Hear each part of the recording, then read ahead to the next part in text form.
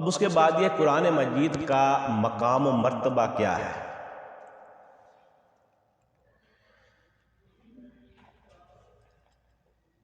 قرآن مجید اللہ تعالیٰ کا کلام ہے، اور قرآن مجید کے علاوہ باقی جتنی بھی مخلوقات ہیں وہ سب اللہ تعالیٰ کی مخلوق ہے۔ قرآن اللہ تعالیٰ کا کلام ہے، اور باقی جو کچھ ہے یہ سب اللہ تعالیٰ کی مخلوق ہے۔ اب اللہ تعالیٰ کا بطور متکلم کلام کے ساتھ کیا تعلق ہے، اور بطور خالق مخلوق کے ساتھ کیا تعلق ہے، اس بات کو جو ہے وہ سمجھنا ہے۔ اور اسی بات کو سمجھنے سے ہی قرآن مجید کی عظمت کا احساس جو ہے وہ آپ کو ہوگا۔ اس کو ہم ایک مثال کے ذریعے سمجھتے ہیں کہ ایک بڑھئی ہے، اس نے کرسی بنائی،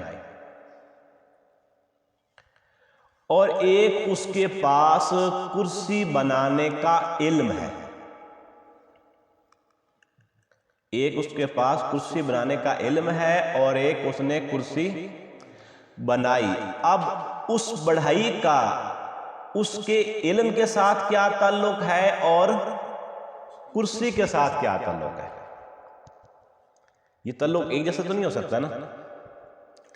یعنی علم جو ہے ایک اس کا علم ہے، اور ایک اس نے اپنے اس علم کے مطابق کرسی بنائی ہے۔ اب کرسی اس کی مخلوق ہو گئی، وہ کرسی کا خالق ہے، اور ایک اس کے پاس کرسی بنانے کا علم ہے۔ جو اس کا علم ہے نا وہ اس کی ذات سے جدا نہیں ہے۔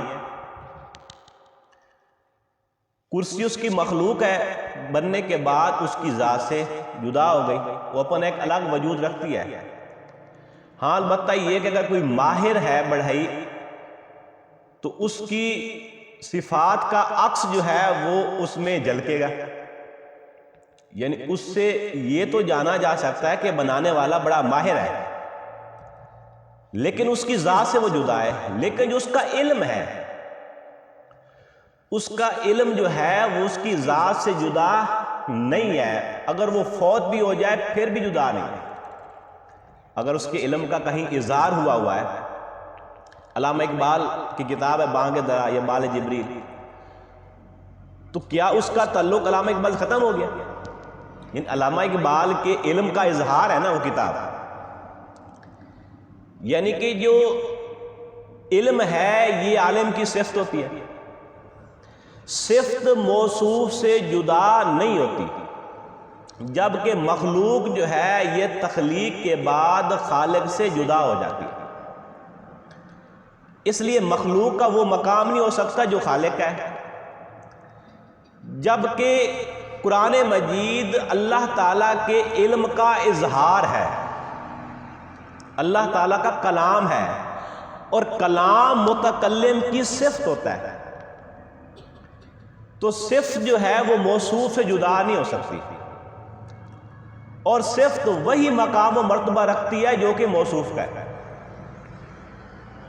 اس اعتبار سے قرآن مجید وہی مقام و مرتبہ رکھتا ہے جو کہ اللہ تعالیٰ کا ہے۔ قرآن کے علاوہ جو کچھ بھی ہے یہ سب اللہ تعالیٰ کی مخلوق ہے۔ جب اللہ تعالیٰ نے اس کائنات کو وجود بخشا تو یہ اللہ تعالیٰ سے جدا ہے، یعنی اللہ کا کنٹرول ہے اس پر، اللہ کے اذن بغیر کوئی پتہ بھی نہیں ہلتا، لیکن اس کا اپنا الگ وجود ہے۔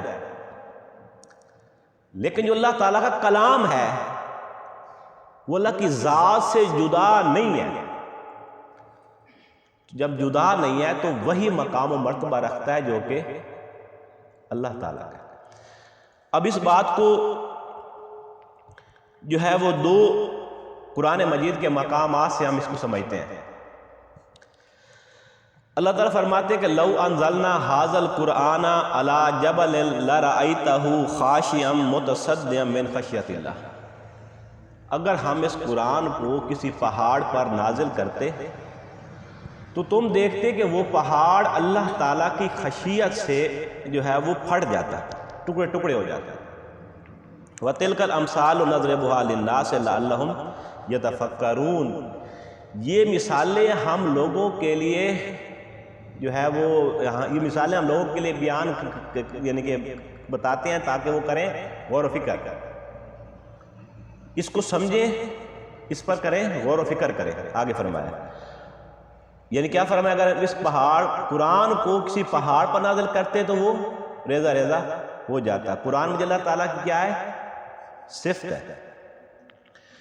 ایک اور مقام جب موسیٰ علیہ السلام اللہ تعالیٰ سے ہم کلام ہوئے، وَلَمَّا جَاءَ مُوسَىٰ لِمِيقَاتِنَا، اور جب موسیٰ علیہ السلام آئے ہمارے جو ہے وہ یعنی کہ وقت پر، وَلَمَّا جَاءَ مُوسَىٰ لِمِيقَاتِنَا وَكَلَّمَهُ رَبُّهُ، تو اس کے رب نے اس سے کلام کیا۔ قَالَ رَبِّي أَرِنِي أَنظُرْ إِلَيْكَ، انہوں نے کہا کہ اے اللہ میں تجھے دیکھنا چاہتا ہوں۔ قَالَ لَن تَرَانِي، فرمایا تو مجھے ہرگز نہیں دیکھ سکتا۔ قَالَ لَن تَرَانِي وَلَٰكِنِ انظُرْ إِلَى الْجَبَلِ فَإِنِ اسْتَقَرَّ مَكَانَهُ فَسَوْفَ تَرَانِي، بلکہ اس پہاڑ کی طرف دیکھ، اگر وہ پہاڑ اپنے مقام پر رہا تو بھی مجھے دیکھ لے گا۔